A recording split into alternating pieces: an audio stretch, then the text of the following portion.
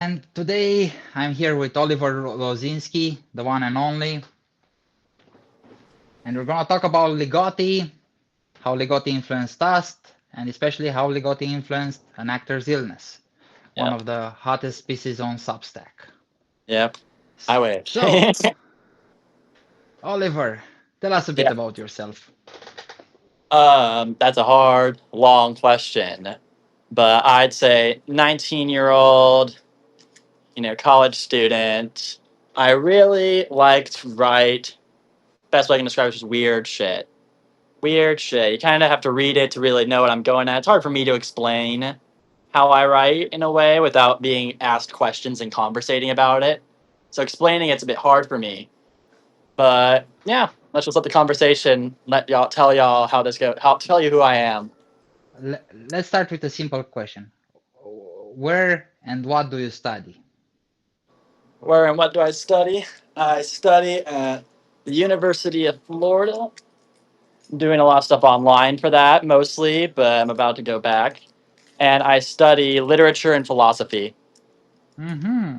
Yep, and I'm planning on doing a minor in economics or Oh, statistics, but I haven't decided which. Yeah, okay. that's the thing I'm going to add on to my degree later. So which do you like more, literature or philosophy? I think they are both kind of the same thing in many different ways. Philosophy, like I like reading theory and stuff, but I think literature at its best is philosophy. It's being able to have an idea that you're presenting, present it eloquently, and be able to just just it works as if literature works as philosophy, it works. I think literature in the modern age is the superior form of philosophy than theory. I see. This reminds me of what Borges said, that a lot of people still read the 19th century philosophers because they were great writers, but after some point where philosophy became hyper specialized, especially with the Okay, math. analytical school, they people just stopped engaging with their work. Yeah, exactly. Average intellectual people. Yeah. Yeah, Like no. yeah, like I say this, if Schopenhauer had written today and he had written in the style of how philosophy is written today, nobody would read him. He wouldn't have Yeah. half of the relevance that he has today because just the way that modern philosophy is written is very incoherent. I like reading theory. I like reading the math kind of shit. But it's like that's not how you get readership anymore. That's how you get people with PhDs to read your work. That's not how you get like everyday people on Substack to read your work. Yeah, that's very true. That's very true. Is Schopenhauer an influence on your work? 100%, yeah. I first read Yeah. Schopenhauer in eighth grade. Didn't really know what he was talking about because I don't think an eighth grader really understands philosophy generally. And then I recently, I want to say like 6 months ago, picked him back up and was just floored by everything he was writing. Because I'd read Kant before that. I'd read a lot of stuff about Kant. And the way that Schopenhauer engages with Kant, I found very profound.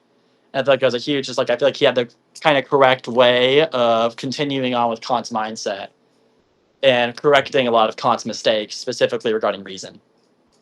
Mm, that's interesting. Now, Let me know if I'm talking too fast. no, no, no, no, no. Perfect pace. Now, coming back to the third person in the room, Thomas Ligotti. I don't remember. Was he a reader of Schopenhauer? I know he was a reader of Leopardi, Giacomo Leopardi, and Oh, yeah. Schopenhauer was a great fan of. Yeah. Yeah, Ligotti was a reader of Schopenhauer. He talks about that a lot in Conspiracy Against the Human Race, is how he extensively read Schopenhauer. It's not his big focus in his work because ultimately, I think in Conspiracy Against the Human Race, he's mostly talking about Zap. Zap's the Hmm. main guy he's talking about in Conspiracy Against the Human Race. But he talks a lot about Schopenhauer because I think he thinks Schopenhauer is kind of just like you should have already read him if you're going to read Ligotti. If you agree with Ligotti, I think you already kind of agree with Schopenhauer on a lot of things. And Yeah, I, that's he didn't. I true. don't feel like he felt like a way. Maybe he did. Maybe he thought everyone should read Schopenhauer, or thinks because he's still alive, lives in southern Florida, like me. But I think, yeah, I just don't think he didn't write extensively. But he wrote. No, he wrote about Schopenhauer. Yeah. So, just to bring everybody up to speed, since there's a few of us here already. Thomas Ligotti is probably the greatest horror writer alive, unless somebody Arguably ever ever. discovers him. Yeah, arguably ever. Yeah, he's in his early 70s. He's been writing since the early 80s, and he's been he had a cult following, Yeah. and he came to the forefront when Penguin released two of his collections, Songs of a Dead Dreamer and Grimscribe in 2015, if I'm not mistaken. There's also another way And that I think I was gonna. Sorry for interrupting you, but there's another way that people got introduced to his work, which is through True Detective season one, and how there was. I thought I knew we were gonna get to this at some point, but I figured I'd bring that up now. How there was a whole controversy a while ago about how that first line, that first monologue, long monologue that Rust goes on about how he believes human consciousness is a tragic misstep in human evolution, was ripped directly from the works of Conspiracy Against the Human Race. yeah, Has a huge influence on True Detective, and that kind of helped people discover him in a major way. yeah, That there was a question that I knew we were going to get to by Sean Thomas McDonald. Where should we get started with his work? Where should one get started?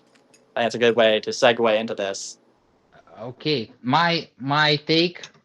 Start with this. Start with the first story, the frolic. It's very good because you're introduced to Ligotti, but in a very familiar setting. It feels very Lynchian. It's Yeah, a story. It happens in a suburb.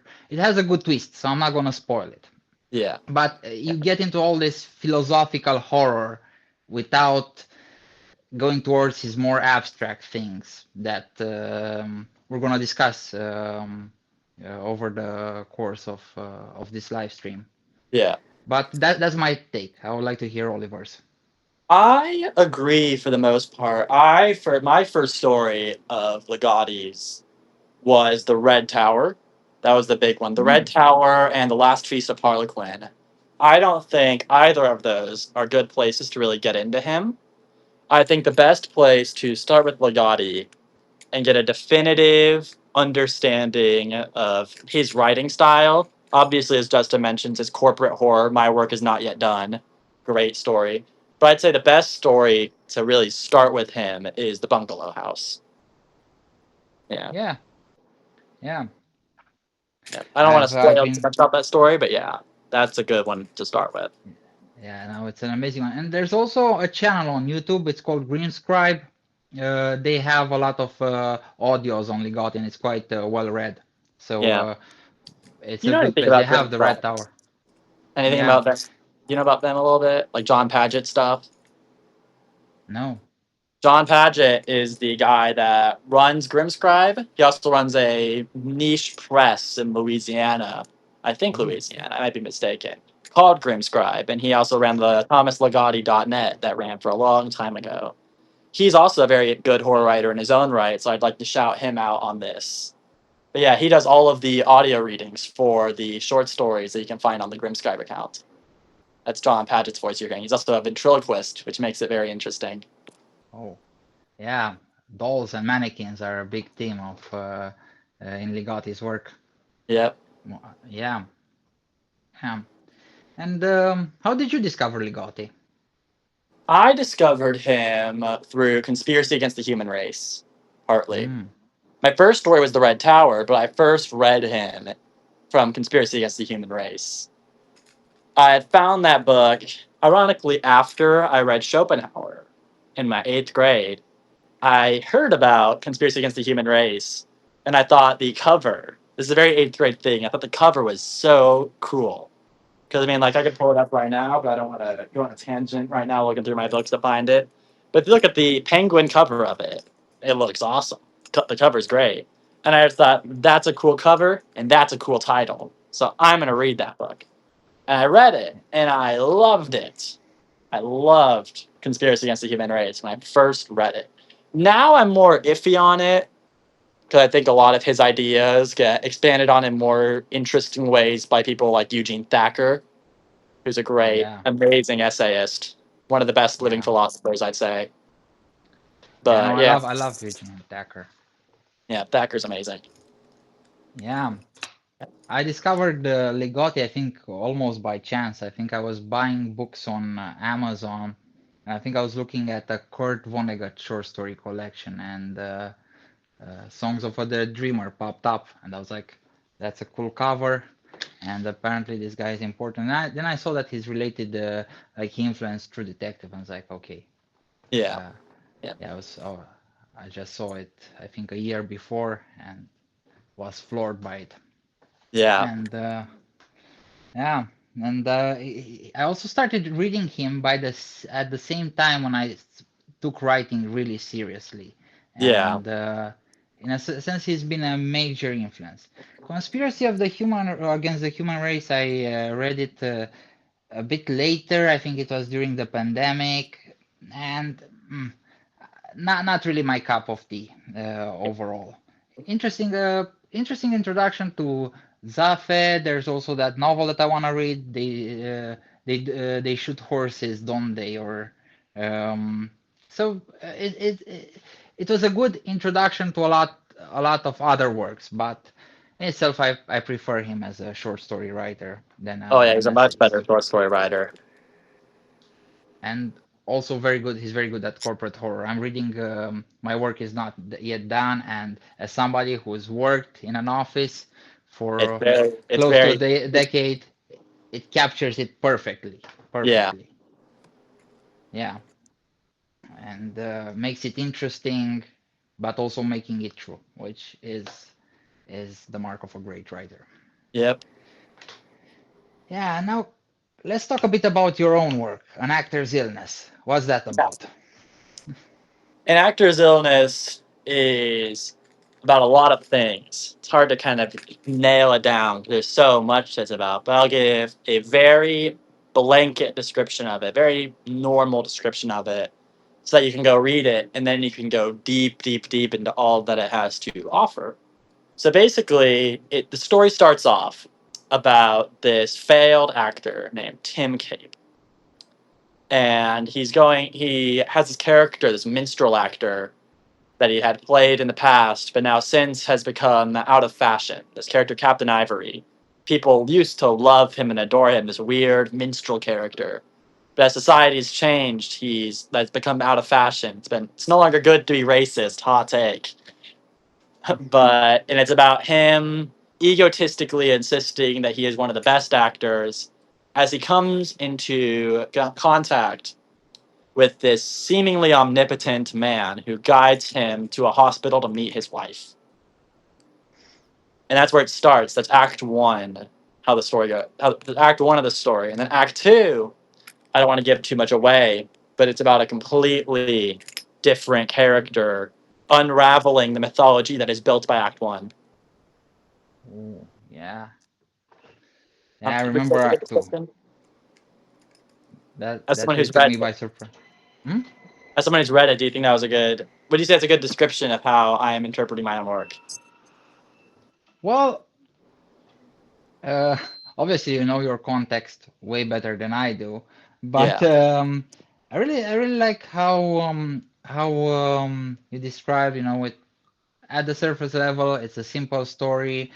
It happens in a degraded reality, which is a hallmark of Ligotti's work. It's a very run down world that feels very familiar, true. but it could be anywhere. Like Yeah. uh, if I was reading it in Romanian, I would think it was about Romania. It was happening in Romania. It's that kind of work, which is something that Ligotti does really well. And there is uh, there is this character. He has this weird interactions. Captain Ivory, the main actor who plays Captain Ivory, and then the second act, it it completely takes you out of it, and then when you're reading it, you're gonna see callbacks, and you're gonna be caught in a web as a reader. That's Yeah. that's what I'm gonna say. That was my experience, at least. As And Igor said, it's very read it while high. It's very surreal. A lot of it was inspired by Alejandro Jodorowsky, and when you're reading it, you can tell Alejandro Jodorowsky and Disco Elysium. You read it, you can tell. I think. you know, I never thought about Disco Elysium, but I'm seeing the parallels now. Yeah. Yeah.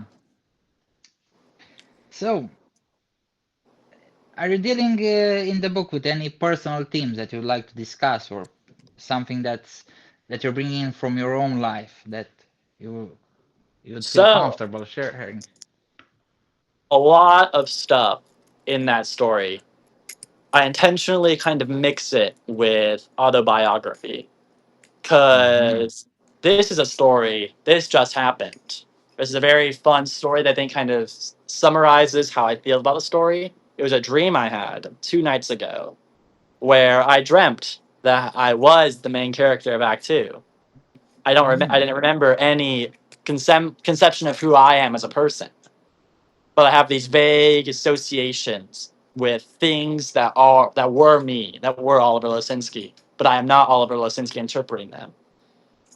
So in a way, Hmm. with an actor's illness, especially Act Two, I intentionally try to blur the lines between who this narrator is and who I am. So I'll incorporate characters like names is a big thing. The character of Mickey, who is the main character of Act Two's father, and a character that shows up in Act One. My dad's name was Mickey. Mm. Yeah. And just like the main character of Act Two, her father is dead. My dad's dead. I wonder if there's a connection there, you know? It's all about that. I won't give too much away, but a lot more comes out of that in the upcoming installation, where there are Okay. characters who have seemingly been erased, is all I'll say. Now, use the word installation, and I'm gonna pick up on that. Um, Usually, when installation, it's something you walk through.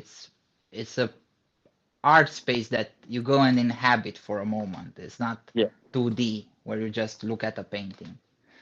And that's something also that Ligotti does pretty well, especially in the Teatro Grotesco collection, as opposed to the previous Yeah. two, which are a bit more classic narrative horror.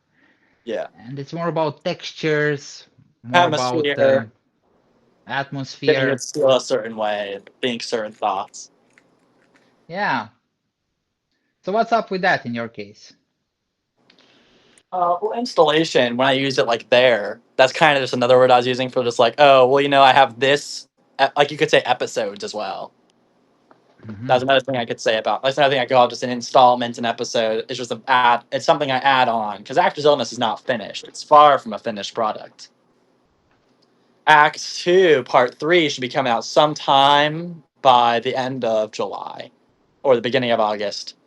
Currently, I have it finished, but I'm working on a lot of stuff for editing and tweaking. But when I say installation, I'm mostly referring to the more typical answer of just like, oh yeah, here is the next episode. Here's the next part of that story. Yeah, but I was asking you like, how does texture, like Texture. approaching Oh, never literature mind. as I thought you were approaching saying it? installation. No, yeah, I was thinking about like texture, about because I have this thing, and Ligotti has this thing of creating art where you just put the Yeah. reader or Put the put the reader in a place. viewer in a place, as opposed to telling them a story, just telling them a story. Yeah. Yeah. How do you I, approach that? how would I approach that? Well, a lot of the things I do is there was something that someone said a while ago when they were responding to it, where they used the word navel gazing, which I didn't think of that word at the time.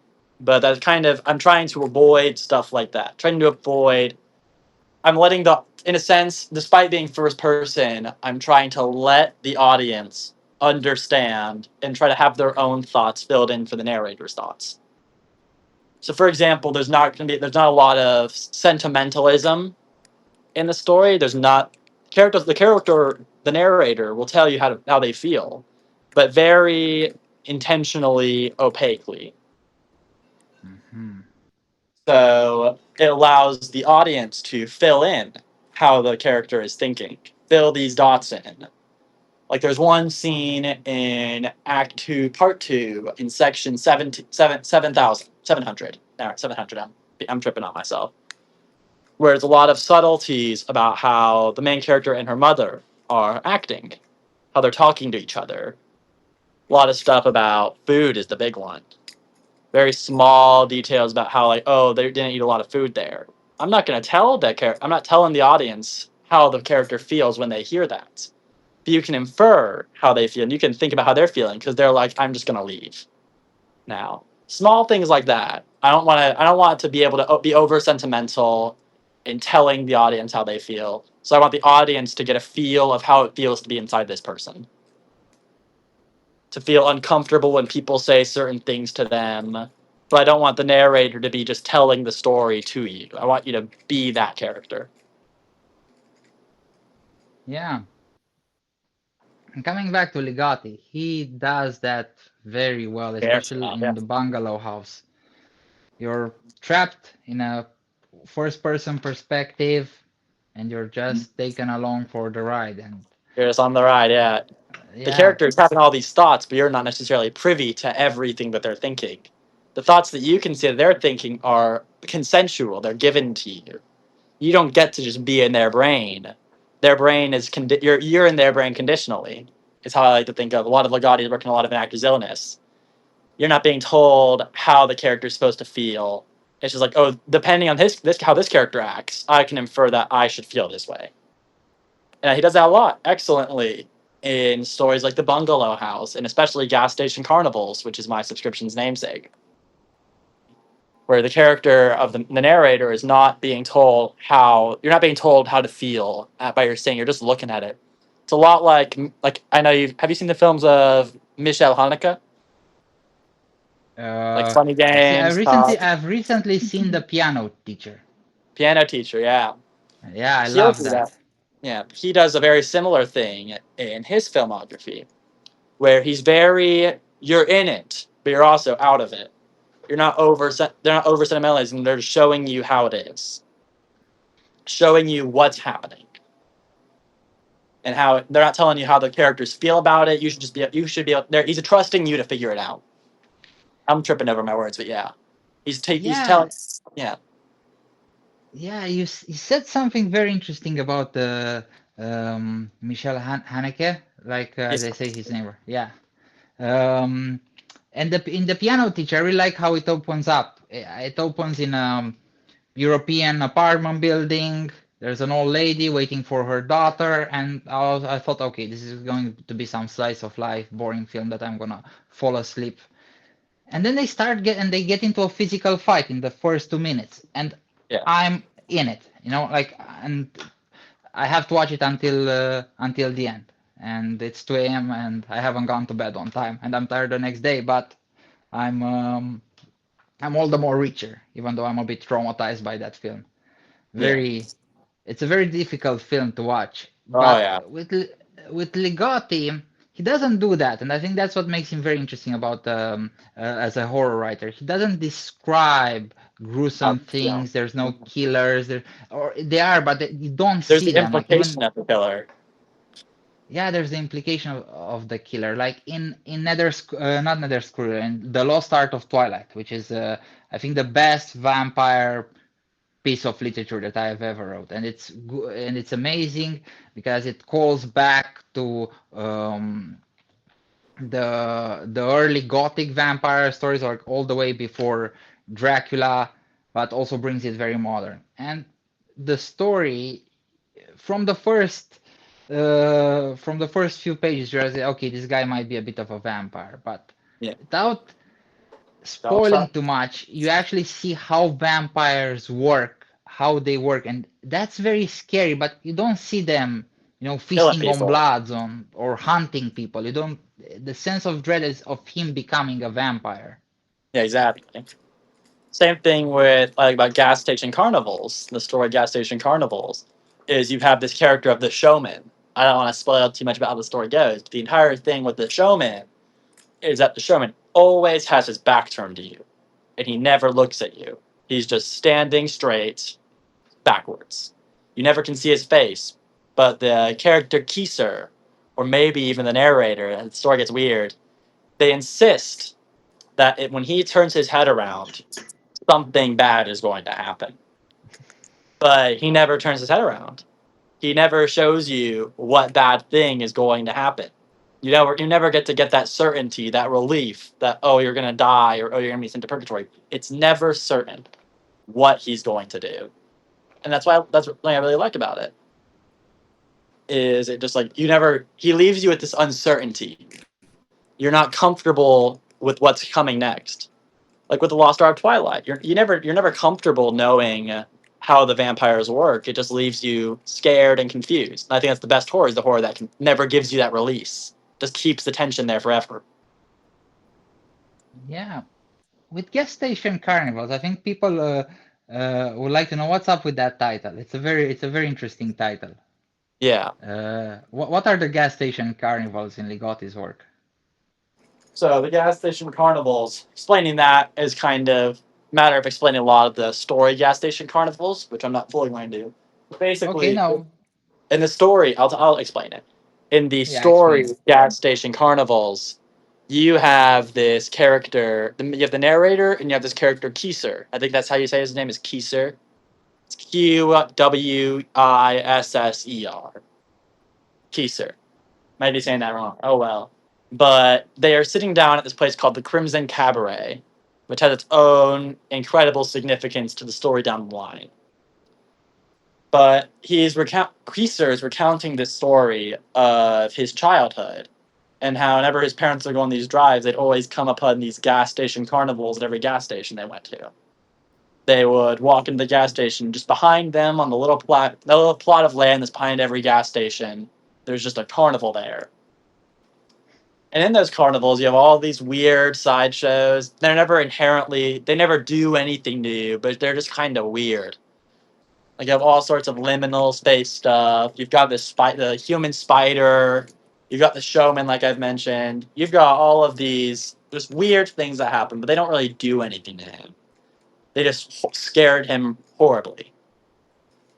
And I just found the reason I put that as my title, besides I think that story is just amazing all around, the way it's written, the way it's told to you, the rhythm of it, the confusion it leaves in the end, everything's great. But the reason I picked that story, and I was going to bring it into the showman later for an actor's illness, is I particularly liked the utilization of the liminal space as the place. That's a whole different thing. But I find something so appealing and so scary about gas stations is how it is both a destination and a stopping point. It's both an in between place and a place at the same time. It is both liminal and non liminal.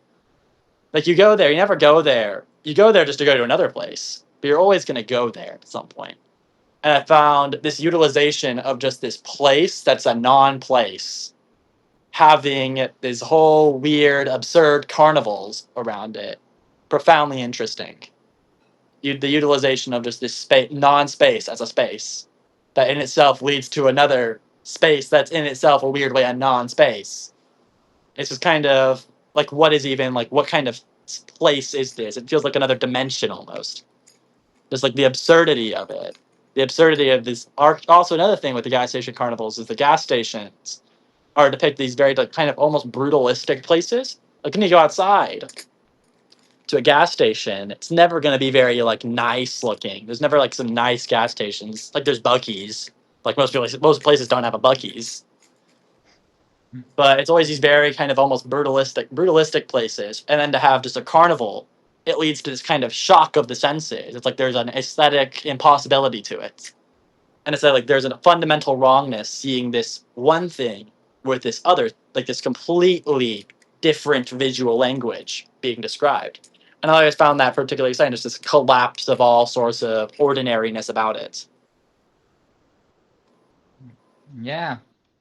You know, I don't you know were if that. telling me this, and I couldn't help myself from smiling because in Romania and in Europe, gas stations are very nice usually. Like especially here in Romania, actually people go and hang out to gas stations because a lot of them have a nice coffee shop.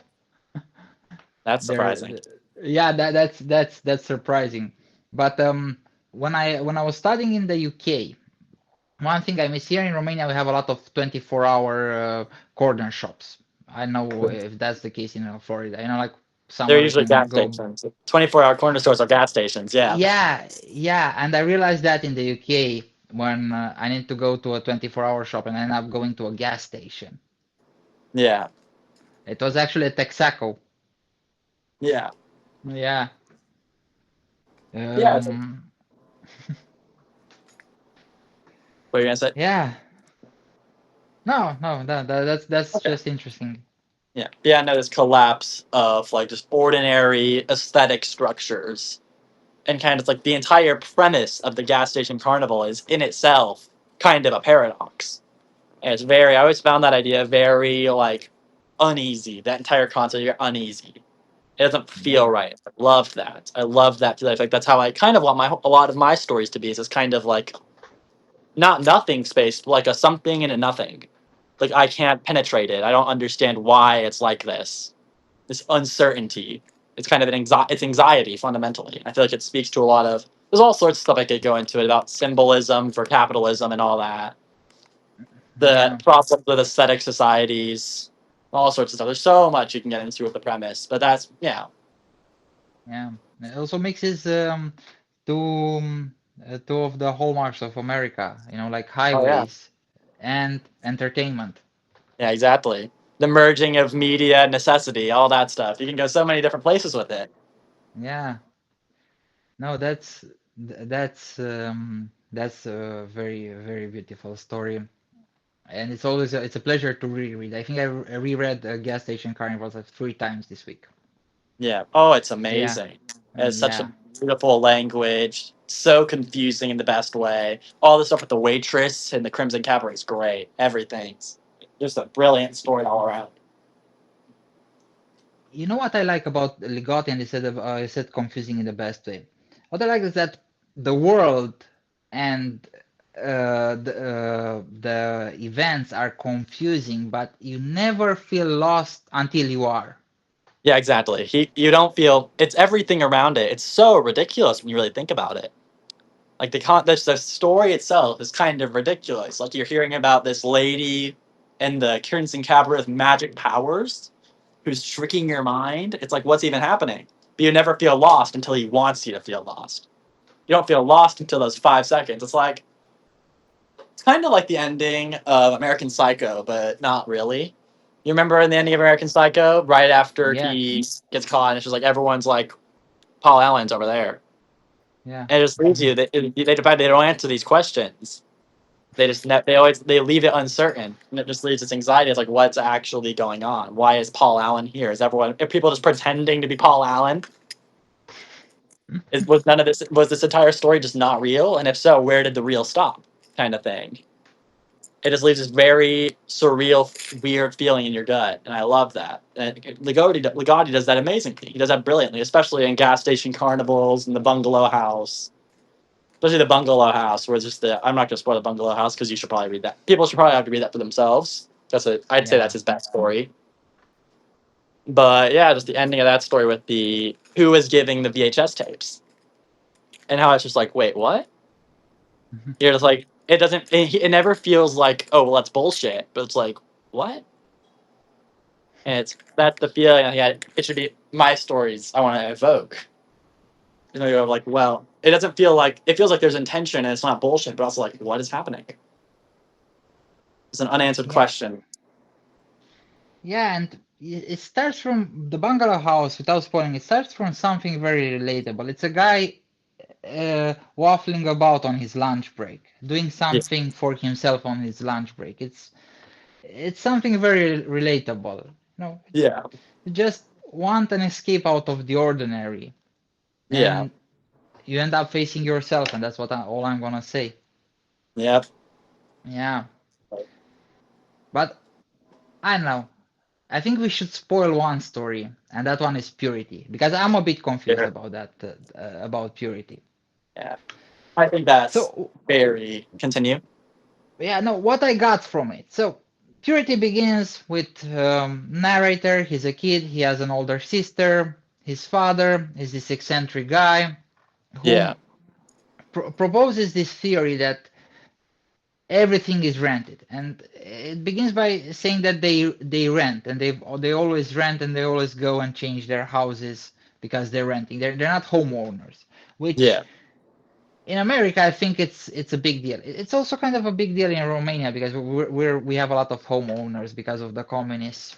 Um, everybody, a lot of people in my generation, I think we are the first ones that are renting, on a massive Yes. scale, because the communists provided housing and people inherited those houses.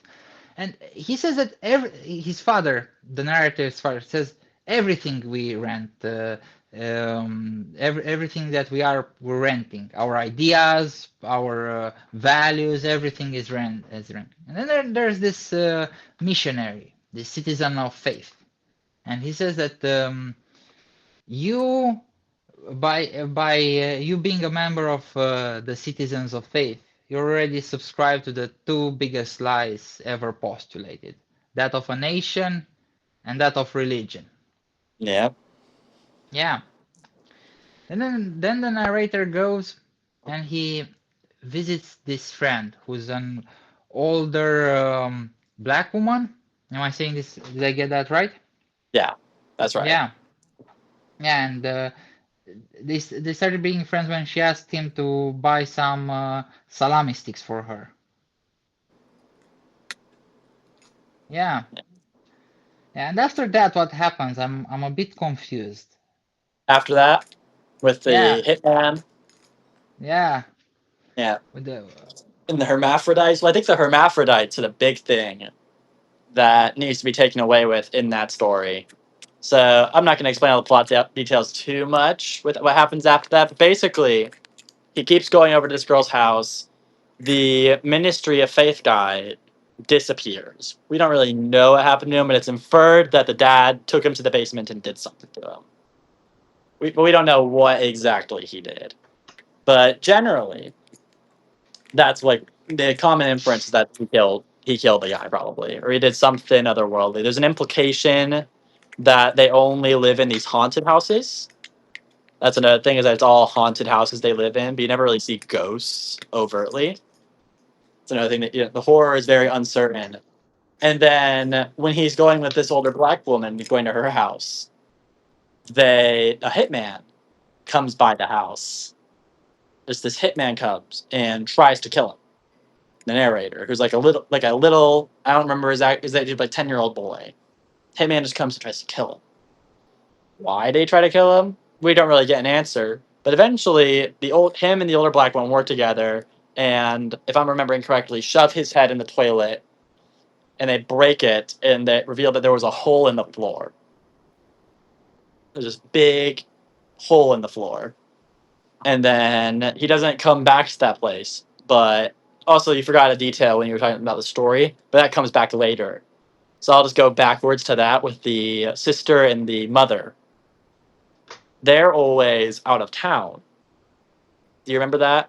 How they leave yeah, for random long periods of time? So they were gone for a long time, because this is an important part of the interpretation with how this story goes, is where they were and what they were doing. So after the hitman comes, he goes back home, and his sister and his mother came back home. And the son asks, "What do you guys do?" Sister doesn't really give an answer, only I have it right here. Let me go to the exact page, because I can probably give you a better answer. But it's something along the lines of, have you ever heard of a hermaphrodite?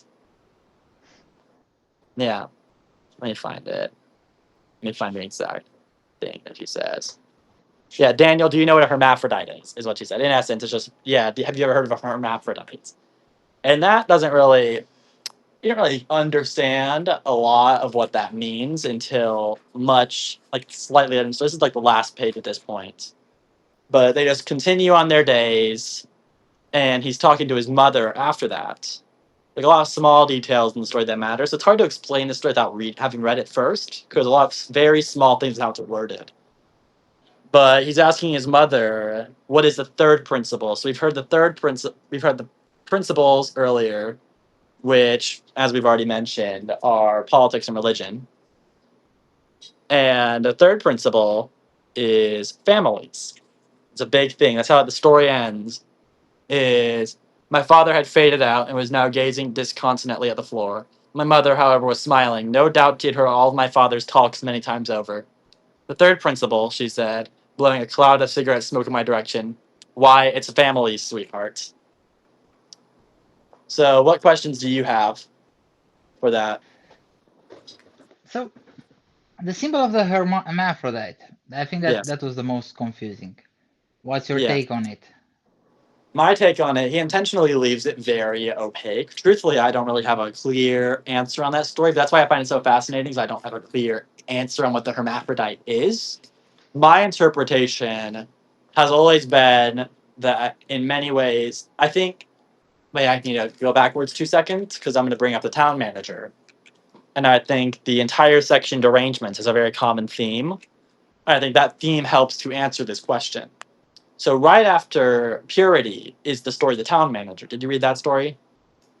No, I haven't finished it. Okay.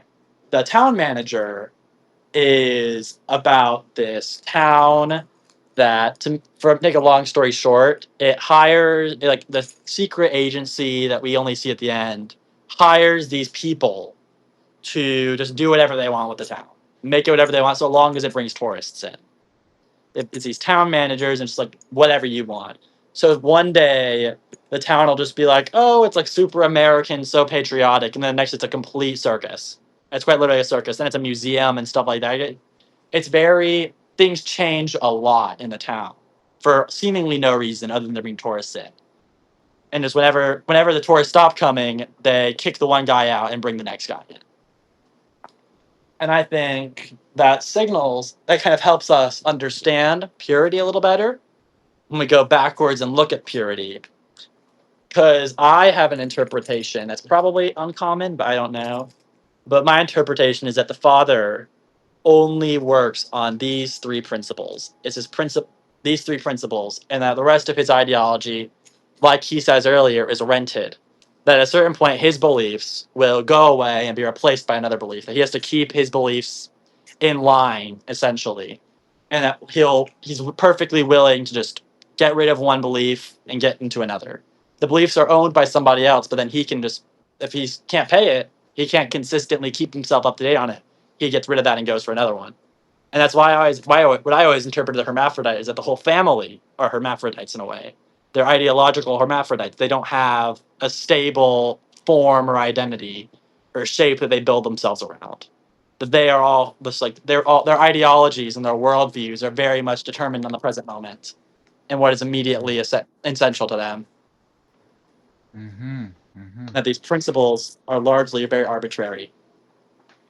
Most around things Yeah, that yeah. So my main takeaway from the story, as far as my understanding, is that, and this is a big thing for Ligotti, you either Ligotti is right and everything is a dream or a nightmare, and we just have these moments where we're basically deluding ourselves or enjoying it, or there's a deeper reality beyond that darkness and that yeah, thing. And the way I read it with families, yes, okay, you can get rid of faith and of ideology. nation, but at the end of the day, they're still living in a family. There's an inherent Something contradiction that's there. locked in place. You can't Yeah, get rid of family unless you never have one. yeah, exactly. So you're still there. So the way I read Purity, I think it was the most optimistic one of Ligotti's stories, if you could say that, like, Yeah, because they're still a family, they're still together, they still have this weird little universe. their weird little fucked up universe. Yeah, Yeah, exactly, exactly. That's why I enjoy reading Ligotti as a Christian, because as opposed to other horror that's very dark and gruesome, and they put the authors try to put you into this negative state of mind. Here you're surrounded in this by this darkness, you go into this darkness, but that makes you nourish your inner light further. Who knows, somebody like a nihilist or a pessimist would say that I'm deluding myself. Yeah. Okay, I'm not gonna get into that debate here, but I'm not going to debate still, you. you know, I'll add on to that a little bit. I think. but What are you going to say? no, that's just my reading. That when you go into this darkness, you're still always a bit out of it, and you always have something to cling on as a reader, or at least I do. And I think Yeah. that's what I enjoy about Ligotti as opposed to, I know, somebody like Stephen King, is Yeah. that you explore an idea Yeah, more exactly. than.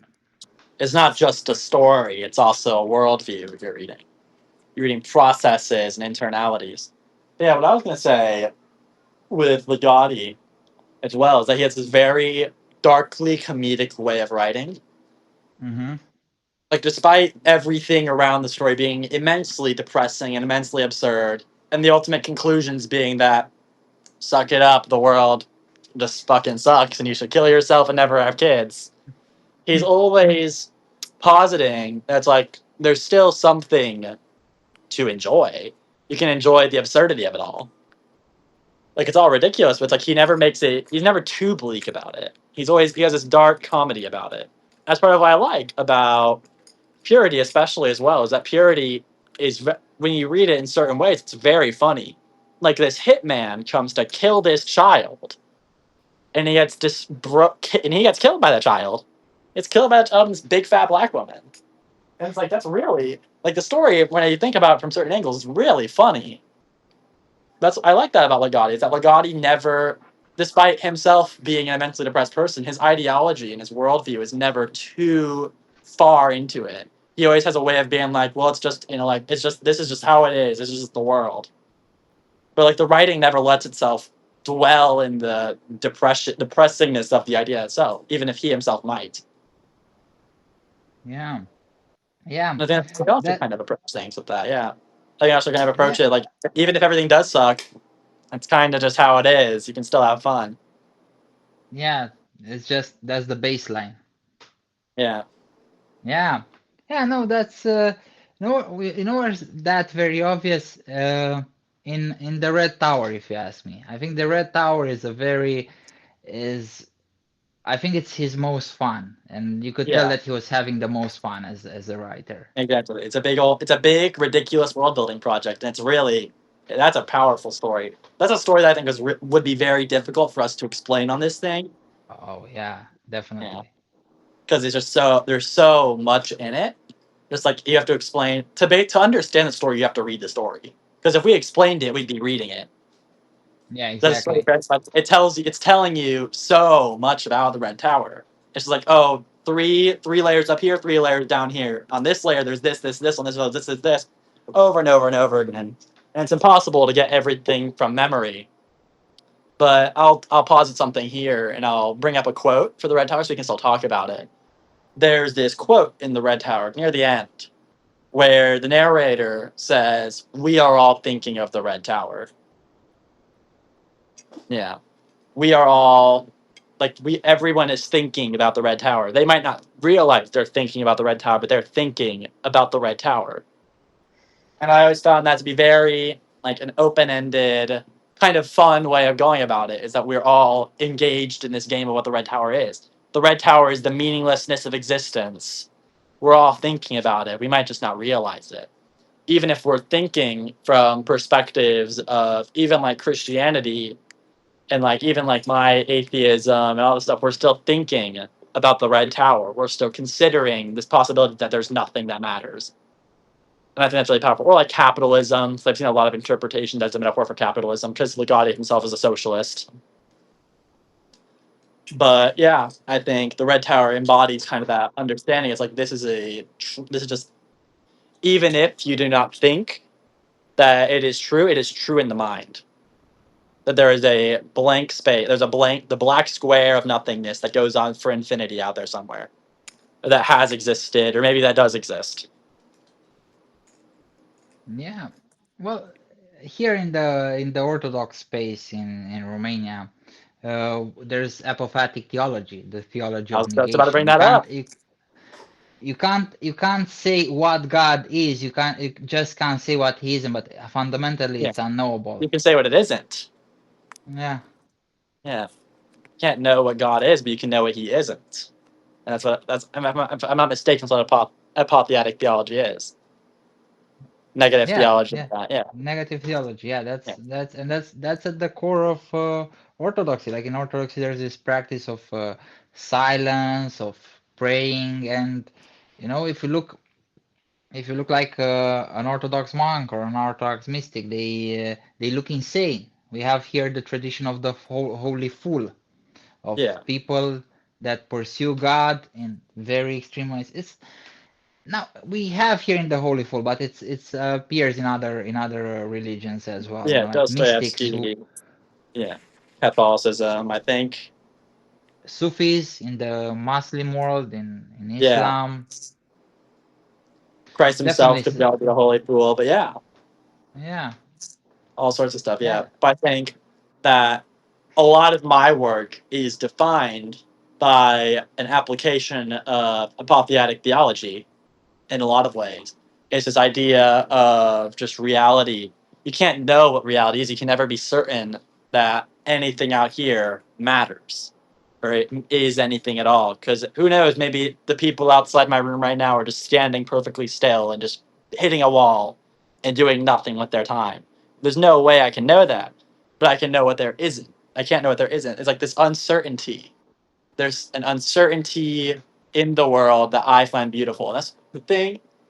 A lot of people get this kind of about nihilism, and I don't. This is something that I hear talked about extensively on like all sorts of different accounts, where they associate nihilism and cosmic pessimism with a black pilled ideology. And I just have like, oh, I should just be eternally depressed and resign and do nothing with my time. It's like, no. I think to a certain extent, like possible the meaninglessness of the world and like the power of the world, it leaves open so many different understandings. And I think the essential goal of art in a post nihilistic world should be to push deeper and deeper and deeper and then find something at the bottom. Because I do think there's a reality out there somewhere. I don't think we're privy to it in the same way that I don't think a dog is privy to the same kind of eyesight that we have, but it can smell certain things that we can't. I think the same thing about the human mind. I think the human mind cannot fathom and hope to understand that anything out there is like real. We're very limited in our capacities. But I think that makes it all the more important that we continue pursuing and not resign back into older worldviews, but we keep evolving our own. We keep pushing forward in a nihilistic world. Because I think a yeah. lot of people hear nihilism and they think, well, that's awful. So either I'm going to become an existentialist and create meaning, which I find silly. They'll go back to religion or Jungian stuff or whatever because they don't want to deal with it. They don't want to deal with the implications that come with nihilism. A lot of people don't. They just want to be able to like, okay, well, I think that's too far. We shouldn't go there. We should pull back a little bit. And I'm like, no, we need to continue pushing deeper and deeper and deeper in order to discover truth. So I think that's what art should be, ideally, is the pursuit of truth. And I think that's how I integrate my philosophy and my literature together, is that it's all combined in this pursuit of metaphorical truth. These uncertainties that we can't touch the veil, but we can try. I think I want to keep my goal in my art is just to keep pushing past what I can know, to keep asking questions, go deeper and deeper, question the base assumptions, just the most essential things that everyone should assume. And I want to say, but is that true? And I think that's what defines my work. And I think that's what makes Ligotti so strong is that he does the same thing. Is he just questions these things that, in a way, are just like perfectly normal to us. It's like he'll make something as obsolete as a lunch break seem scary. And I think that's what horror should do. Is it should make these us question things, try Yeah, to ask questions, and keep getting it, digging deeper. exactly, exactly. It's about like looking at our lives, and I had this discussion a lot on Substack. If you look at our lives, at our modern lives, it's so weird, like go back 50 years and tell, like we're gonna be having this live stream, like it ain't a thing, people feel that it's sci-fi, or like the pandemic where everybody was just in the house and you couldn't leave, and you realize, how weird it is to be all day in your house, and when you were at work, you said, "Oh, I want to be at home," but then you have to be at home over and over, and realize how weird it is, and how weird the people in your life are, Yeah. if you look at it. But yeah, that's what makes life beautiful, I think. That's the weirdness, the strangeness. We're in the absurdity, the uncertainty. That maybe this is just a cosmic Lovecraftian dream. That's it. It's a fun to me. That's a very fun thought to have. I'm not very scared by that thought. I think it's a very engaging, fun thought to have. It's like, oh, maybe we are just a grand Lovecraftian dream. I'm Yeah. entertained by it. This not the nihilism, not scared of it. And I think a lot of people are very scared of it when they shouldn't be. Well, that's because I think people they're not really necessarily scared about nihilism. I think they're just scared about, more material anxieties, and they put it very philosophically because if it's out there and you don't have to deal with the immediate reality, it's it's easier to say, "Oh, I'm depressed about nihilism." No, you're depressed because like you haven't left the house, or like you haven't talked to another human being, or like you haven't drank enough water. It's that easy, and this comes back to Ligotti. Sometimes we don't like want to accept that we're meat puppets, like we're machines, and like sometimes just about taking care of the machine. Yeah, Yeah, and we yeah. have As, to create As these Mason grand right here, narratives. as Mason right here just said, leap into the depths. Yeah. Yeah. Some people don't want to leap in. They'll take a little dip, but they don't want to plunge themselves down. I think people need to start plunging down more, swimming deeper and deeper, but also not being overwhelmed by it. I think that the power of an individual as an intellectual pursuit to me is being able to keep plunging and never let it overcome you. To keep that feeling of brightness in you. Exactly, that inner light. Yeah, It's exactly. yeah, and that's really my problem with like all these manosphere, mythopoetic movements, all these LARPs, live action role plays that are happening in society.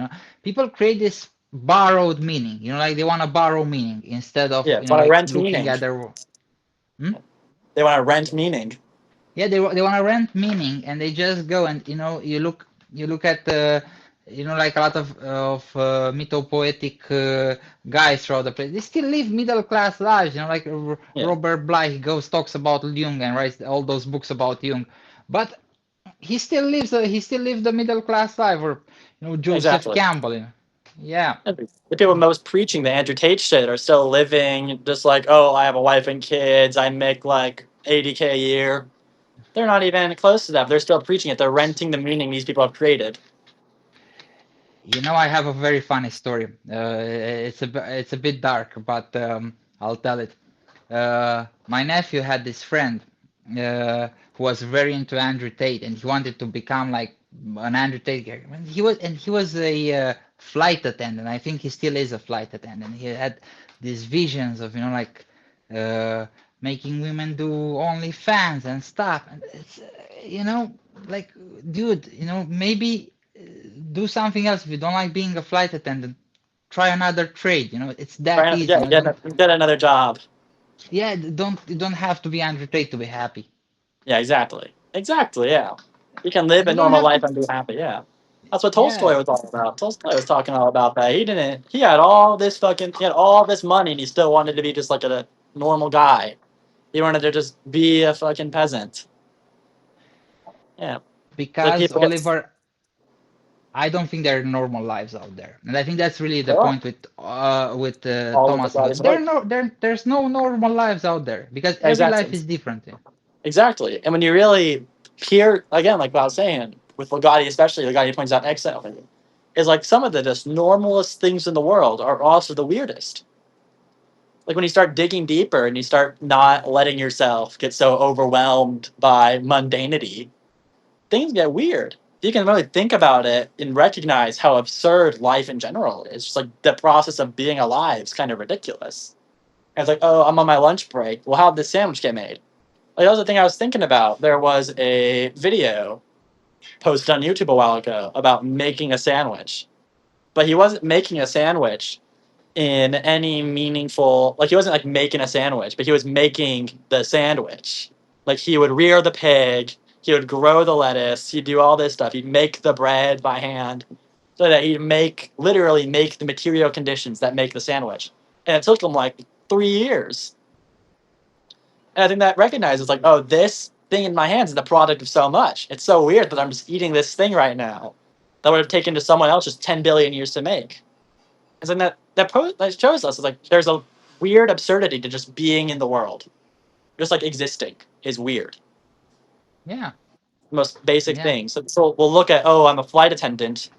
And the reason they don't think that's weird and they think it's perfectly ordinary is because they haven't thought about it enough. They haven't thought about how weird it is. And there's like yeah. this beauty. It's beauty in everything. I'm a Yeah, nihilist, you but I see spend the you spend so much of your life so high up off the ground, you know, it's really beautiful if you think about it. Yeah, exactly. But you Like if you get bored get of it, you get dragged. bored of it. But I'm not saying stay in the same place in your life that you're always gonna stay. But like it's not like you need to be somebody else. You don't need to be a celebrity to be happy. You can just look at there's a beauty in just ordinary life that I think people need to recognize. You don't need to be the next fucking making $1 billion to be a good writer kind of thing. Exactly. If you create art and you share it and you discuss it with people, that's the It's a good gift in life. themselves. Most people can't do that. Most people can't write excellently. Like most of the people that I work with, probably haven't read a book since To Kill a Mockingbird in 8th grade. And it's like Yeah, we ourselves are so already very we're absurd in our own right for just even having this conversation. How many people that you know can talk about Ligotti extensively? Can talk about Ligotti and can talk about all this stuff, talk about David Lynch and all this. How many people can do that? Not many. yeah. And Not even write that we're better. essays and Exactly, yeah. Not even that we're better than them. It's just like not many people can do that.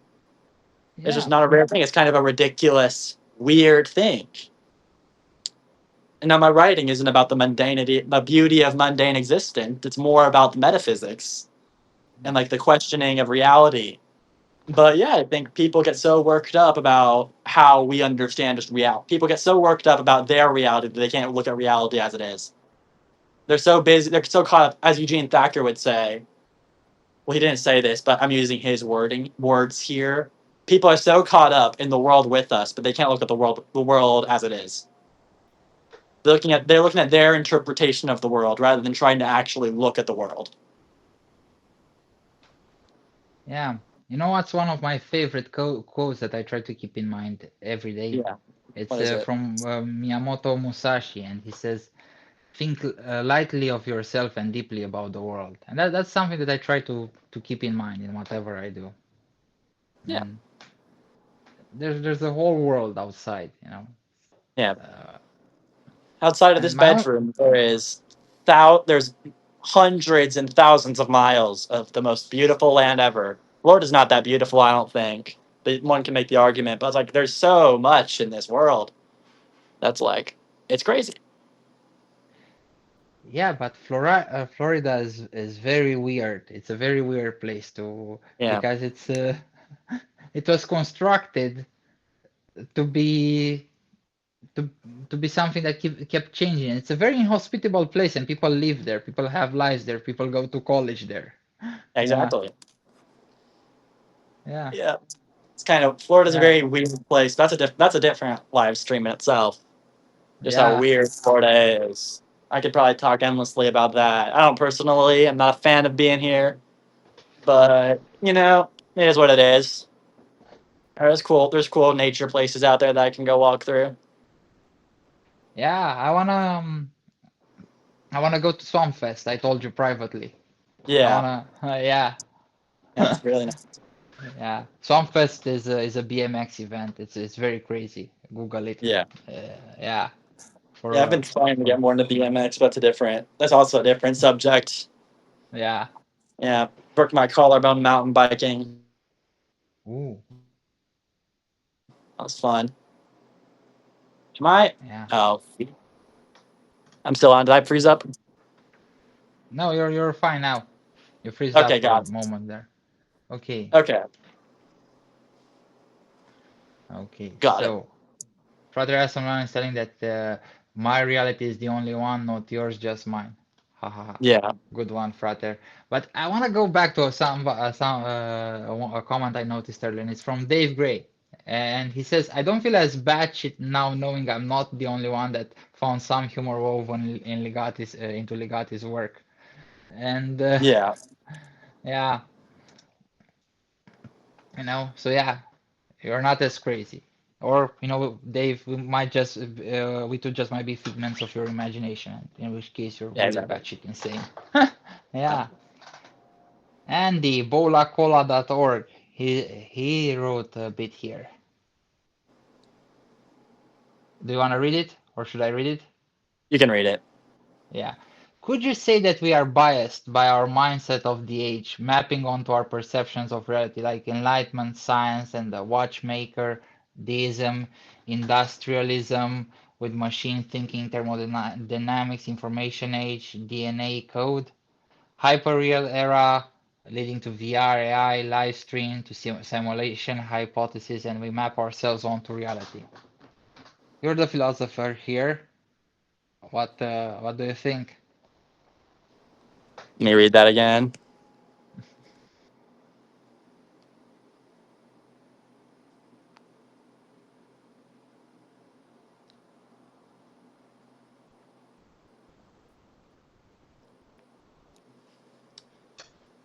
Admittedly, yeah, I agree. I think that'll be more true in 20 years than it is right now. But yeah, I agree. In essence, I could probably go more in depth. I agree. If I'd be more confident making that statement if I had read more Baudrillard than I have and stuff like hyperreality, because I understand a lot of the theory behind hyperreality and just like the basic stuff. But admittedly, I haven't read much. So on that front, at least, most of my stuff is philosophy of language and metaphysics. Hmm. Well, who was it? What was it? Wittgenstein that said that All metaphysics problems of is philosophy are actually, all problems of yeah, philosophy are problems of logic, not problems of logic, problems of language. of language. Yeah, Yeah, yeah, not even that's and yeah. What are you gonna say? yeah, Chris Daniels, and I want to give a shout out. He said, the more you Oh, read about trying to understand reality, the more you appreciate the simple things in it, like you guys pointed out. And I want to give a shout out that, because Chris Daniels, he published this week a very uh, beautiful piece called How the Universe Feels, and he mixes up all this astronomy with a very a simple but beautiful romance plot, and it's just something you don't see, or I haven't read, so far. And I like that there was all this grand scale, but then it boiled down to something very simple, like the love between a man and a woman. Powerful story that deals yeah, with grief. exactly. Yeah, I agree. Sorry if I lied up. I had to put my phone on the charger. There we go. Now let's see my face more clearly. Anyway, yeah, I agree. Ultimately, simplicity of life is just very. You get to see it more when you think so much more about the world. When you look more at the world, when you think about the world, like the way I've always thought about it, there's like downtime. There's like a lot of hard thinking, at least in my experience, a lot of hard thinking that I do, which is why I'm doing like menial tasks. I'm very much thinking about just the world, like intellectual things. But then when you're not thinking about those things, you're just living life. It makes you appreciate it so much more. Because I feel like a lot of people, this is something you can also say, I've seen talked about with a lot of stuff about sex. A lot of people have it, is that when you're not, you need to have dedicated time to thinking about certain subjects. Certain subjects need to be thought about in certain times. If you don't think about these subjects, if you don't think about nihilism, and you don't think about sex, and you don't think about these things, it's going to fester in your life in ways that you don't understand and that you can't control. yeah. You need dedicated time to engage with certain ideas, like certain, even like low high. If you just don't think about these things, they're going to come in your life either way. Like you can be a Christian, but nihilism is going to infiltrate your mindset if you're choosing not to think about it. You have to consider There's ideas. uh, there's actually a very I have a very personal story. I was I think 7 years old, 8 years old, and I was in church, and I think I was dealing with a crippling fear of death since I was 6, Yeah. and I was trying to avoid the thought, and the priest read like from a sermon or from I know like a prayer, and they said that most people they uh, they try to pretend that they will live forever and they won't think about death, but you have to think Yeah. about death, and that for me was liberating. And there's also this famous self-help book that I forgot the name about, but it has this With the idea dial. that if you face a feeling for 19 seconds and you stay with that feeling, you won't have repercussions. You'll embrace it. If you're nervous and say, okay, I'm nervous, that's it, and you just embrace it, it will fade away. But if you try to do something, you might develop, like a habit, like smoking, like drinking, drugs, or just a bad behavior or behavior that's toxic because you're repressing. Yeah. I think that's how it is with death and with nihilism and meaninglessness. You need to have your time for those thoughts. Yeah. If you just choose to be like, nope, not nihilism, not true. Nihilism, not true. We don't think about that here. If you do that, you're just gonna get yourself festering. It's gonna fester in you. It's gonna build deep within you. That's the thing that Dostoevsky wrote a lot about. That I like. Is that if you choose not to consider certain ideas, you're going to. It's just not going to be in a way that you want to. As like the brothers Karamazov, Ivan Karamazov did that in a sense, in a way for the opposite approach with the idea of higher power and with anti-materialism, I'd say, with the idea of God, is that he chose not to think about God. And it's just like he chose to like just let his understanding of the world completely control him. And it led to it festering in him, quite literally growing into a hallucination of the devil. Because he chose not to think about these things. He didn't let himself have time to consider because he was so caught up in his own intellectual arrogance. But you need to have these, you need to have doubts. You need to have moments where you think you could be wrong, where nihilism is true. Where even like for me, because I am a nihilist, like the idea that God is true, like the Christian faith, you need these times to think about these things. Because if you don't, it's going to fester in you. It's going to build problems. It's just going to be a problem. And you're going to externalize it in ways that you don't want to. Exactly, exactly. Confront everything, yeah. Yeah, yeah. Frater Assemblin and Ebola, they're having a discussion here, but I saw uh, Husserl. yeah. I'm I would like to invite them to have a discussion in a live. I can moderate it, but I'm not gonna get into all that, Frater. Yeah, that's another But live stream. appreciate the effort post. Like Frater Asselman, he's always effort posting, and great shout out to Right, him. And he's he great. He's actually, great. yeah, have you read his theory, his VSR theory? I've not. Okay, I'll send it to you, and maybe we can have a live with Frater, and he All can right. go over in much detail. He wrote an amazing novella.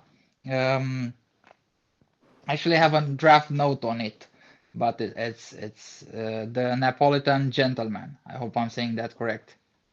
Oh, I think you reposted that. I think I liked it. I think I Huh. liked it. I didn't fully read it. I read parts of it, like the first paragraph, but I didn't actually like really engage with it like I should have. But I'll definitely give that a read. Oh yeah, no, you have to engage with it. You can't like it's not really like a kind of word that you can passively read. Like your Berserk poem. Yeah, You know, yeah. No, my you Berserk poem. You gotta read it. yeah. You can't go to just like waffle around. Engage with Yeah, it. And yeah. No, you gotta do it for an actor's illness as well. You can't just passively read it. You gotta engage with it. You gotta be on it. I think because there's so much that I have written to happen behind the scenes of that story. The reality of the architecture of the reality and all that, just how the world is built is very, you got to paying attention, I think. And that's the beauty partly of an actor's illness, is that you just got to be you got to be reading it, you got to be piecing things together, piecing together connections. This person had this trait and that person also had that trait, they have the same traits, they're connected, kind of thing. I think that active reading, it makes it very fun to read, I think. For the wrong person, it might be pretentious and annoying, but I think it's very fun to read. Very fun to just like Yeah, have some loose connections. yeah, I think you know, it's the word pretentious. I don't like it because it means that people are, like you pretend, it's in the like you Yeah, pretend, you're but pretending. that's it, like take it or leave it. Like I don't like when people call artwork pretentious or people are being afraid of sounding pretentious or they're just being intellectual and passionate. Like pretentious is when you know you go and say, oh, I love that band, or and that's being a poser. That's what pretentious means for me. But I don't think a work of art can be pretentious unless like you put something in an It's all LLM about. to write. Okay, write me something like an actor's illness, and then you say, oh, like I posted, and you post it, and you say I wrote that, but Exactly. you didn't It write might it. Like not that be. would be pretentious. It might be Hmm? not. It might not be as smart as it thinks it is, but it's not pretentious. It's only pretentious if it's actively trying to be smart. You can't know that because you don't know the author's intention unless they say as much. It's like maybe they have just a surface level analysis of a story. Maybe they have surface level symbolism, but that doesn't mean it's pretentious. It might just mean it has surface level symbolism.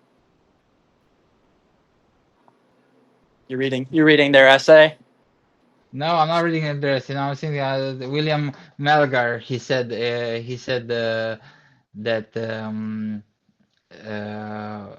he cried when he was going to die, and yeah, I just it took me back because when I found out, I realized that I was going to die. I can remember I was playing with Legos on my porch at Campo Moschel. It was a very sunny day. I was with my childhood friend Radu, and our moms. I was like, oh shit, I'm gonna die, and I had That's an fun. existential crisis. And my mom was like, "Hey, you're gonna die when you're gonna be old. Now go, you're a kid, play with your Legos." Yeah, Yeah, yeah, I know. yeah. And then Frater just asked Oliver, back to you. If you had to point to one poet, each of you in history, who's your ultimate influence and mountain to overcome, who would you point to? Good Ooh, question. Good that's a fucking good question. question. Ooh, hard one too. Let me think. Yeah, think about that one. That's a thinker. Yeah, that's a thinker. Yeah, I could say Hart Crane is one of them. Hart Crane, American poet, modernist, very good. Hart Crane's the goat. I would also say I could say Shakespeare, but I can't climb the mountain of Shakespeare and overcome it. You can't do that. Hmm. I could say Shakespeare. Good question. Good question. I'd probably leave it at Hart Crane. You know who's a huge Hard Crane fan? Aurelian Ashmore. Oh yeah, I love Aurelian Ashmore. Me too. Yeah, Yep. yeah. He's one of the best on this He's platform. Shout out to him. yeah, Might be him. Yeah. yeah. Well, the poet that I want to overcome is actually Matteo Caragiale with his Rakes of the Old Court. Like I would like to write something like that beats Yeah. it and creates that sort of feeling and has that beautiful language in English, but Yeah. also to be about Romania. Like that's the poet that I want to overcome. Otherwise, mm, I don't know. I From could say Rimbaud. I think Rimbaud's a big one. I'd say.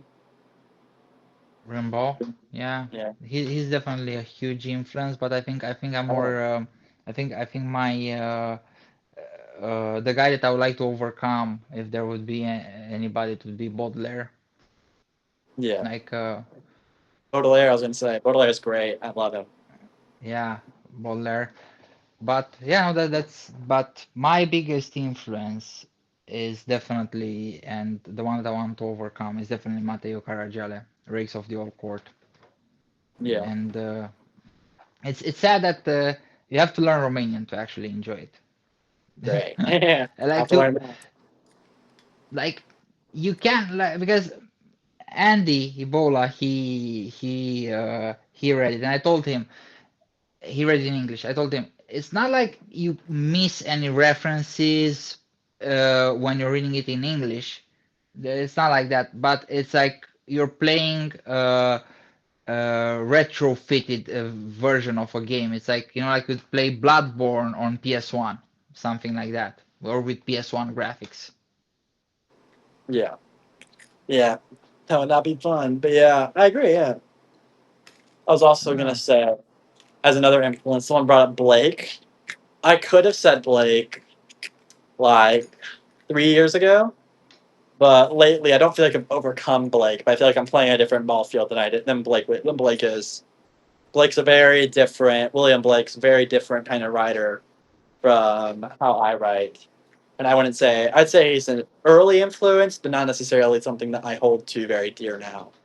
Albeit I think he's a great poet in his own right. Better painter though.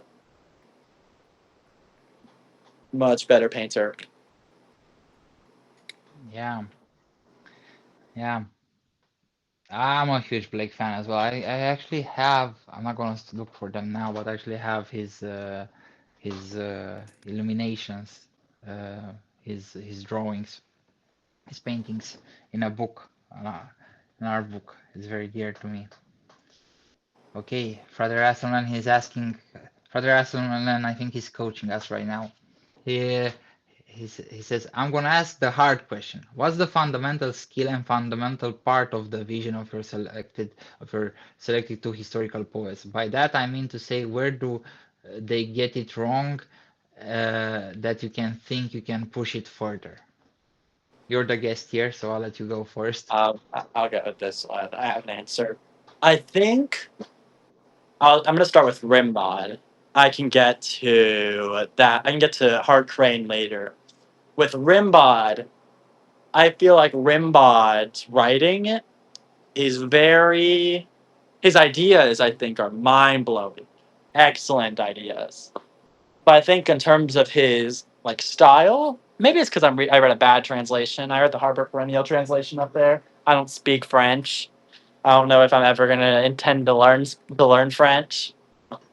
But some of just the stuff about how his verse, like when you're reading his verse aloud, how some of it sounds, I've never found it particularly interesting. And obviously, my priority isn't necessarily to be like spoken. My poetry is trying to be spoken. But I feel like I want to be kind of rhythmic, very careful. I want to think about the rhythm, even if it's not like an intentional. Because obviously, with a lot of how I write in general, I write very much kind of carefully about the rhythm in the sense that sometimes I will write the rhythm intentionally to not be very coherent. It's something that I learned a lot from this pretentious Tool. They have this song Lateralis. I'm sure everyone has already listened to it, where every syllable of that song, every syllable, white, then black, then white, are all I see in my infancy. It all follows the Fibonacci sequence. And even so, I kind of took from that a lot. Especially, I'll spoil. I don't know if any of you read Peregrinus, me and Stefan's first collab. I heavily was inspired by that when I was writing my edition of that story, which is this is a whole tangent now. My section, every pilgrimage is eternal. Every single word and sentence in that is structured around pi. So you'll see the first sentence, 3 words. First, second sentence, 1 word. Then 4 words. Then 1 word, and goes on all the way down the line. That's kind of how I like to do rhythm. I like to do rhythm kind of intentionally. Yeah. Give me that poem, Grant Frater. But with Hart Crane, it's different because I think Hart Crane's kind of a perfect poet. Maybe I just write longer things than he wrote. Everything that he wrote, as far as that I've read, is less than a page long, and I think that's valuable. But I like writing longer stuff. So like incorporating his intensity and his precision into longer forms that can tell more story, I think would be compelling. Keeping his same punch and his same length and having that kind of density spread across the whole page, whole story. That would be my answer for Crane.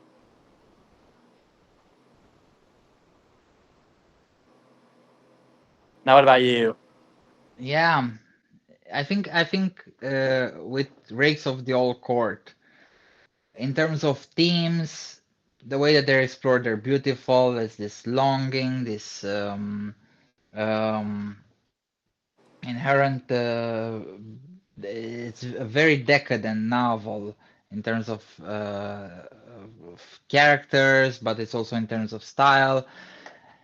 And even though the language is beautiful, like I would like my work to be translatable. I would like to to make it in such a way. And I know I'm chasing after windmills. I'm fighting windmills. It's probably impossible, but I still like to try to write in such a way that I can make it that feeling, that beauty of language to be translatable, because the characters, the plot, as much as there is one, they're beautiful and they have distinct voices, but I would like the world to be able to be felt, to be inhabited the way I inhabit the Rakes of the Old Court in Romanian, in any language. Because, and here's the thing with Rakes of the Old Court, it uses a lot of old Romanian language, a lot of Turkic origins, because Romania was under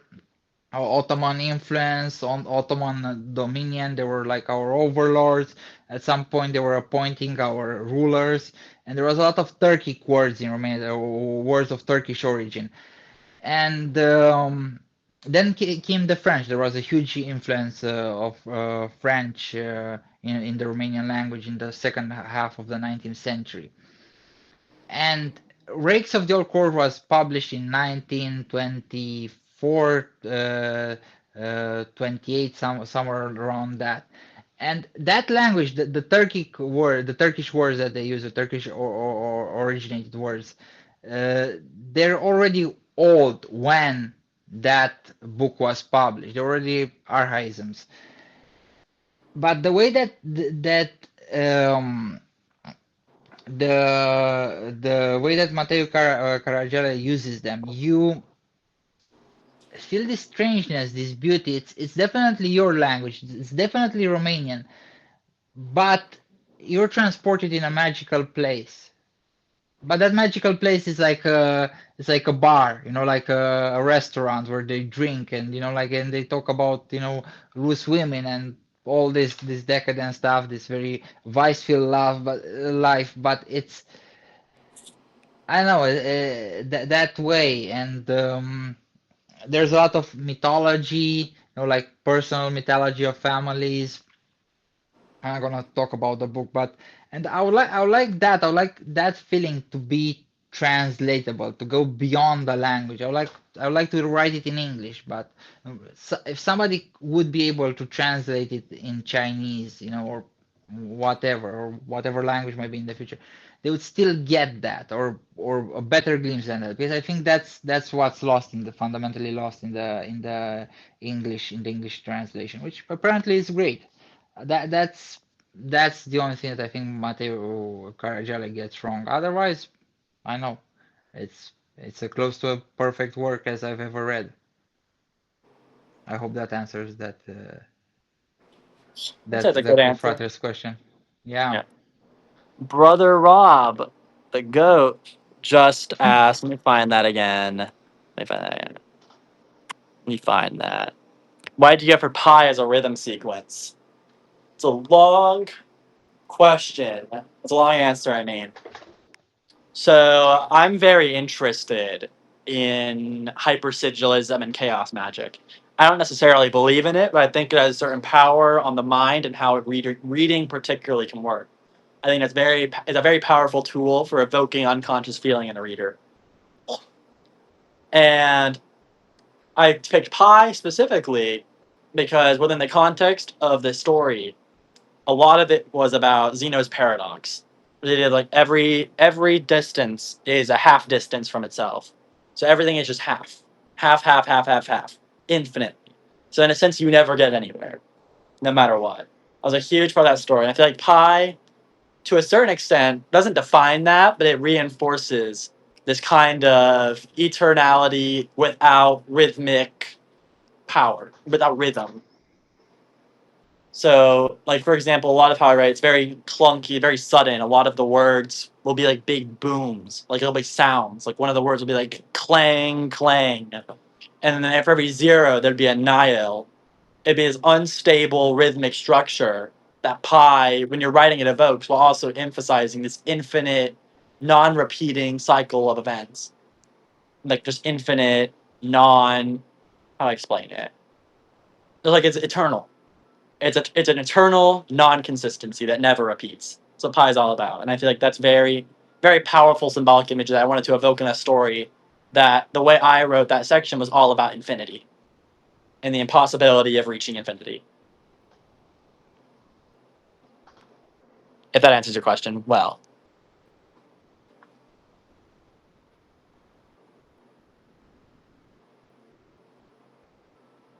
Oh, okay. I have two questions pending, and I want to take the first one because Evola asked, Stefan, can you explain this Fanariot and Ottoman influence when it comes to how it's decadent? And that's actually a good question about Rakes of the Old Court. And I think I'm gonna have to do a different live with you, Ebola, on that. But to make a long story short, uh, the Ottomans, they had this very sensual lifestyle. Like even the dress, the dress were the male dress was loose and comfortable, and they were eating, like sweets all the time, like jams and staying all day smoking shisha. And when the French came with the Western influences, the clothes got tighter. Like people were more interested in, like developing the country, like we're talking about here the aristocracy, who then they were interested in, like sending their kids to school, the kid getting good jobs, like building highways, building railways, all that, developing the economy. Whereas with the Ottoman influence, it's like if the aristocracy was living a good life and chilling, the country, could go to shit. And that's a decadence thing that um, Matei Karajel explores because he combines this Baudelarian, fin de siècle sensibility with the older, the homegrown decadence, and he misses, like when people were smoking shisha, like going to brothels, um, spending all day, like sleeping, then going out to eat a large meal and drink, which is, very different than the whole industrial, not necessarily Protestant work ethic, but the industrial work ethic and the imperialist work ethic of the 19th century. And I think that's what's decadent because Ottoman imperialism was like, yeah, like if you give us money, we can do whatever you want, and that's how it was. But the Romania until the 17th century, and the 18th century, and the Ottomans, like we were paying a tribute, we were paying them money, and they were like letting us self-govern, but we were, always trying to cause problems, and then okay, we're gonna appoint the rulers directly, and that's where the influence came because the Ottomans were about the good life, as opposed to the uh, British Empire, you know, which were a bit more, or like the Spanish Empire, which was about on a mission on, like of Catholicism and developing has a civilizational quest. The Ottomans didn't care that much overall about civilizing, about imposing their culture. People just adopted their culture because they like the easy life, the good life. That's why and as I said, it comes back with the Baudelarian sensibility, and that's how Matei Karajale combines them. Hope that answers your question, Ebola.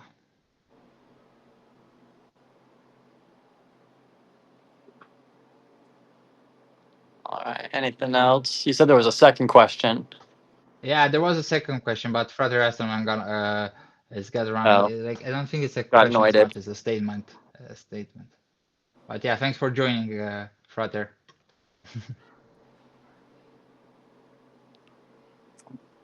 Yeah. Yeah. Now, should we come back before we go a little bit to you and an actor's illness. When are we going to see the next installment? I was gonna have an announcement. So sections 1200 to 1700 are in the editing room right now. They're all written and they're probably publishable, but I want to refine them.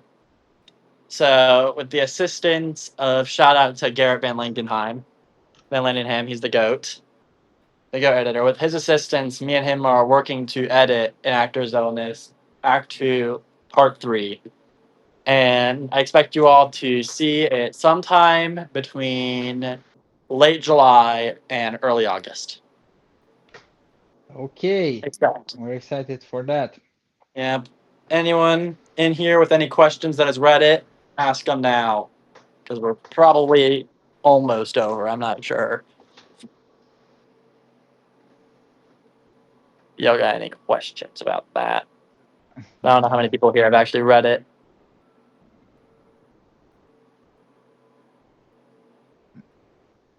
but when you're done, we can do like a Q&A. Yep. I was hoping to do a Yeah, little bit of a Q&A live stream thing after Act 2 Part 3 is released. Because we have a lot of new stuff that comes from that. That's going to unveil a lot of information. It's going to probably, I'd say everybody needs to read it now or reread it. And then reread it hmm, again after they read the next installment. Because the way the next installment shakes things up is very, very interesting. And I'm excited for y'all to see that. It's going to definitely change the direction of the story in a very interesting way. I definitely want to reread it. All right. Yeah, and before we go to all the writers here that like to promote themselves, promote their work, promote a writer, hit me up. I love doing this live stream with Oliver. As you saw, it was very, very inclusive. I think I'm trying to think of a better word. Very interactive. It was a discussion not just among us two, but all of you. And it was a lot of fun. And I would like to hear more about authors that you think are important, but they're not that well read. Like Thomas Ligotti, he's still being slept on, and that's why Yeah. we wanted to do this. It's just because we all have our influences. We all have those writers, those poets that we want to overcome, as Frater Assemblem put it. And I think that's what I'm trying to do with these live streams, create a space for both of us, uh, like whatever guest I'm having, and it can be even more than two, and it All would be right. it will be a lot of fun. But Oliver, thank you very much for coming. It Yeah, no was problem. I've got two people begging me to text them back now in the chat. okay. And so I'll get on that. Sorry about that, Addison. Sorry about that, June. I'll text y'all back when it's over. But yeah, Uh, it was nice being on here. It was nice having this long conversation. Definitely. Yeah. Well, you take care, everybody. Take care. Have a great All right. weekend. Read an Y'all take actor's care. illness, Yep. and Go we'll read see an each other on the extra. stacks. All right. Bye I'll bye. see y'all next. Bye bye. Peace out. Peace out.